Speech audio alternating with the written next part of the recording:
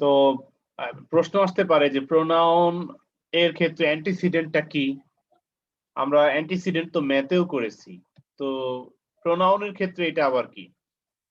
মূলত প্রোনাউনের ক্ষেত্রে অ্যান্টিসিডেন্ট হলো প্রোনাউন যেই নাউনকে ইন্ডিকেট করে, যেই নাউনকে বোঝায়। যেমন Zarin is not in the class, maybe she is trying. এই সেকেন্ড সেন্টেন্সে মেবি এর পরে যে প্রোনাউন শি ইউজ করেছি, এই প্রোনাউন যেই নাউনকে বোঝাচ্ছে ওই নাউনটাই অ্যান্টিসিডেন্ট। তো এই শি এখানে জারিনকে বোঝাচ্ছে, তাহলে শি এর অ্যান্টিসিডেন্ট হলো Zarin. So a pronoun must agree with its antecedent. তার মানে অ্যান্টিসিডেন্ট জারিন যে নাউনটা ছিল ওই নাউনটা সিঙ্গুলার হলে প্রোনাউনটাও সিঙ্গুলার, আবার জারিন যে নাউনটা ছিল ওই নাউনটা প্লুরাল হলে প্রোনাউনটাও প্লুরাল। এইরকম ব্যাপার এখানে।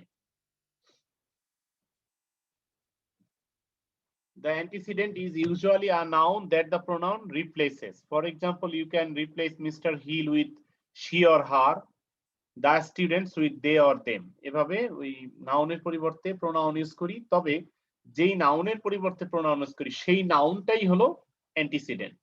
তো এখানে এগ্রিমেন্ট হলো নাউন এর নাম্বারের সাথে। নাউনটা সিঙ্গুলার হলে প্রোনাউনটা সিঙ্গুলার, নাউনটা প্লুরাল হলে প্রোনাউনটি প্লুরাল। আরো দু একটা এক্সাম্পল দেখার চেষ্টা করি। The Lizaad leaked it's eyeball. তো এখানে লিজার্ড একটি, সুতরাং একটি লিজার্ডের জন্য প্রোনাউন ইটস সিঙ্গুলার, এটা অ্যাবসলিউটলি ঠিক আছে। এই ইটস কিন্তু আইটি অ্যাপোস্ট্রফি এস না, একদম ডিরেক্টলি আইটিএস, যেটার মানে হলো ইহার, মানে অফ ইট দিয়ে যে মিনিং সেটা, পসেসিভ যেটাকে আমরা বলে থাকি। তো সিঙ্গুলার লিজার্ডের জন্য সিঙ্গুলার প্রোনাউন ইটস, এটা ঠিক আছে। আবার আমরা যদি এই লিজার্ডটাকে প্লুরাল করে দেই, লাইক দ্য লিজার্ডস প্লুরাল করে দেই, তখন এই ইটস প্রোনাউনটি প্লুরাল হয়ে দেয়ার প্রোনাউনে চলে যাবে। অর্থাৎ প্রোনাউনটি সবসময় তার অ্যান্টিসিডেন্ট যে নাউন ওই নাউনের পার্সনকে ফলো করবে। নাউনটি প্লুরাল হলে প্রোনাউনটি প্লুরাল, নাউনটি সিঙ্গুলার হলে প্রোনাউনটি সিঙ্গুলার।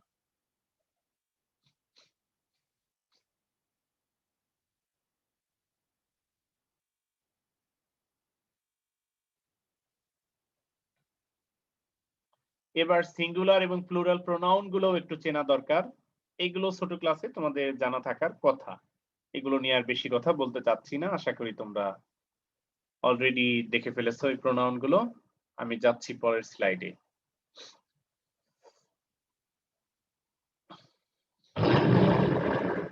একটু আগে যেটা বললাম যে আইটি অ্যাপোস্ট্রফি এস না, কিন্তু শুধু আইটিএস। তো অ্যাপোস্ট্রফি দিলে কি মিনিং হয় সেটাও আবার এখানে আমি একটু উল্লেখ করে দিলাম, যে যখন আমরা অ্যাপোস্ট্রফি দিব তখন এটার মিনিং হলো ইট ইজ অথবা ইট হ্যাজ।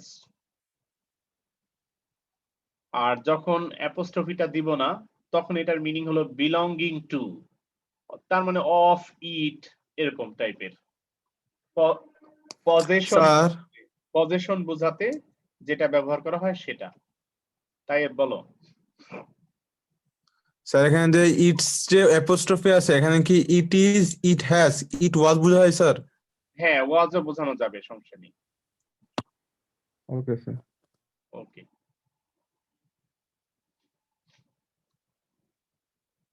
ওকে, যাচ্ছি তাহলে পরের স্লাইডটাতে।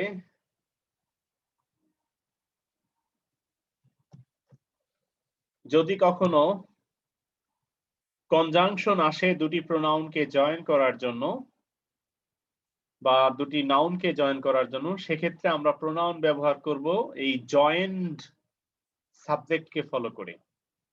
এই জয়েন্ট যে সাবজেক্টটা হবে এটা সিঙ্গুলার, আফটার অল জয়েন করার পরে সিঙ্গুলার না প্লুরাল, এইটাকে ফোকাস করে আমরা দিব। যদি জয়েন্ট ভার্সনটা সিঙ্গুলার হয় তাহলে সিঙ্গুলার, যদি জয়েন্ট ভার্সনটা প্লুরাল হয় তাহলে প্লুরাল।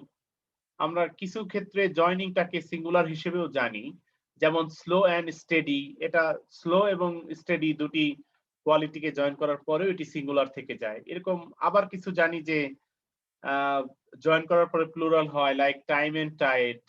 তো টাইম এন্ড টাইড দুটা সিমিলার, তারপরও দুটাকে জয়েন করলে প্লুরাল হিসেবে লেখা হয়। তো এরকম সিঙ্গুলার প্লুরাল দুটি হতে পারে। আমরা জয়েন্ট ভার্সনটা সিঙ্গুলার না প্লুরাল এটা বুঝে তারপরে প্রোনাউন ইউজ করব।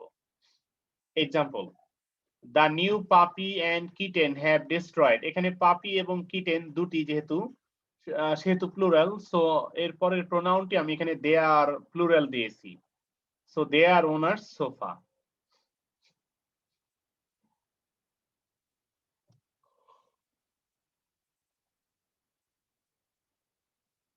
যদি এই জয়েন্ট সাবজেক্টের ক্ষেত্রে কখনো ইচ বা এভরি অ্যাডজেক্টিভটা থাকে, তখন খেয়াল করে আমরা মনে রাখবো যে ইচ বা এভরি থাকলে যদি পৃথিবীর সমস্ত মানুষ সমস্ত বস্তুও হয় তবুও সিঙ্গুলার হবে।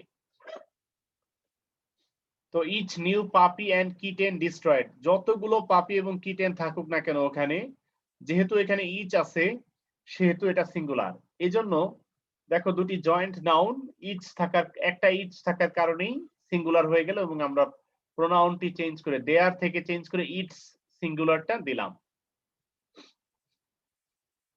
ইনফ্যাক্ট ইচ দিয়ে পৃথিবীর সমস্ত ব্যক্তি বস্তু প্রাণী সবকিছুকে বোঝালেও সিঙ্গুলার হবে। দেখো এখানে আমি অনেকগুলো প্রাণীর নাম দিয়েছি, like each new puppy, kitten, rabbit, tarantula, python, parrot, iguana, ferret ইত্যাদি।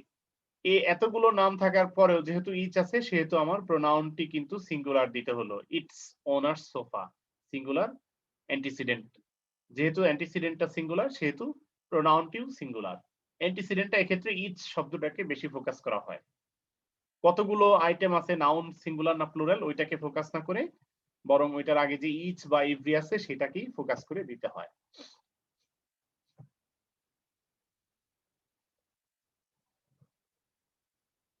Use caution with these three correlative conjunctions. প্রশ্ন আসতে পারে correlative conjunction কি আবার। নরমালি যে কনজাংশন গুলো পেয়ার হিসেবে ব্যবহৃত হয়, পেয়ার মানে জোড়া জোড়া, মানে নো সুনার থাকলে ওখানে দেন থাকতে হবে, হার্ডলি থাকলে ওখানে বিফোর বা হোয়েন থাকতে হবে, স্কেয়ারসলি থাকলে বিফোর বা হোয়েন থাকতে হবে, অ্যাজ গুড অ্যাজ এরকম মানে অ্যাজ থাকলে পরে আবার একটা অ্যাজ থাকতে হয় মাঝখানে অ্যাডজেক্টিভ। এভাবে যেগুলো পেয়ার হিসেবে ব্যবহৃত হয় লাইক আইদার অর, নাইদার নর, নট অনলি বাট অলসো, এরকম যেই কনজাংশন গুলো পেয়ার হিসেবে থাকে ওই কনজাংশন গুলোকে আমরা কররিলেটিভ কনজাংশন বলি। এই তিনটা কনজাংশন আইদার অর, নাইদার নর এবং নট অনলি বাট অলসো, এই তিনটা কররিলেটিভ কনজাংশনের ক্ষেত্রে আমরা সেকেন্ড সাবজেক্টটাকে ফোকাস করব। গ্রামাটিক্যালি এটাকে বলা হয় the subject which is closer to the verb. তো ক্লোজার টু দ্য ভার্ব মানে সেকেন্ড যেটা থাকে সেটা হয়, মানে বাট অলসোর পরে যেটা থাকে কিংবা অরের পরে যেটা থাকে অথবা নরের পরে যেটা থাকে সেটা। যেমন not only Louis but also the Smiths fixed their famous squid eyeball stew for the picnic. এখানে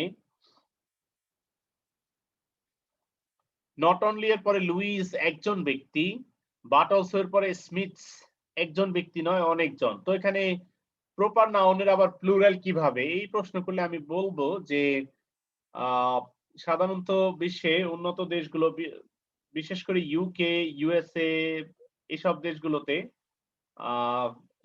ফ্যামিলি নেম যেটা থাকে সেই নাম দিয়ে চেনা হয়, ফ্যামিলি টাইটেল বা লিনিয়াল কানেকশন এর যে নামটা থাকে ওই নামে পরিচিত হয়। যেমন উইলিয়াম কারো বংশের টাইটেল হলে তাকে উইলিয়াম বলেই ডাকা হয়। ঠিক তেমনি ভাবে এখানে স্মিথ বংশের টাইটেল হয় স্মিথস নামেই ডাকা হয়, রিয়েল নামে না ডেকে এইভাবে ডাকা যায়। এবং আমরা যারা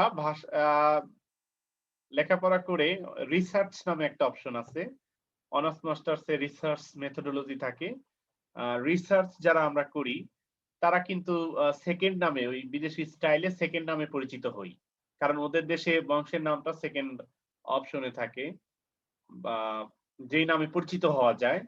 যেমন আমার নাম তো ইমরান হোসাইন, তো আমি যদি কোনো রিসার্চ আর্টিকেল পাবলিশ করি তাহলে কমনলি আমার নাম হবে হোসাইন, ইমরানটা বাদ পড়ে যাবে ওদের স্টাইলে।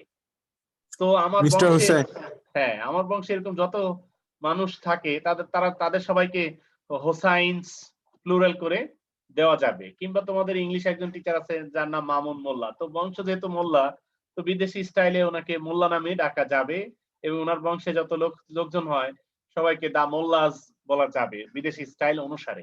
এভাবে এই স্মিথস নাউনটাকে এখানে ব্যবহার করা হয়েছে। যদিও প্রপার নাউন সাধারণত প্লুরাল হয় না, তবে এই সেন্সে এগুলো প্লুরাল। তো এখানে স্মিথস বাট অলসো এর পরে স্মিথস যেহেতু প্লুরাল সেহেতু আমার প্রোনাউনটি দেয়ার হয়েছে। কিন্তু আমি যদি রিঅর্গানাইজ করে লিখি, লাইক স্মিথস কে আগে দেই আর লুইস কে পরে দেই, তাহলে কিন্তু প্রোনাউনটি সিঙ্গুলার দিতে হবে। দেখো আমি এভাবে এখানে সাজিয়ে লুইস যেহেতু সেকেন্ড পার্টে বাট অলসোর পরে দিয়েছি, তাই সেকেন্ড সাবজেক্টে ফলো করে প্রোনাউনটি দেয়ার থেকে চেঞ্জ হয়ে সিঙ্গুলার হার হয়েছে।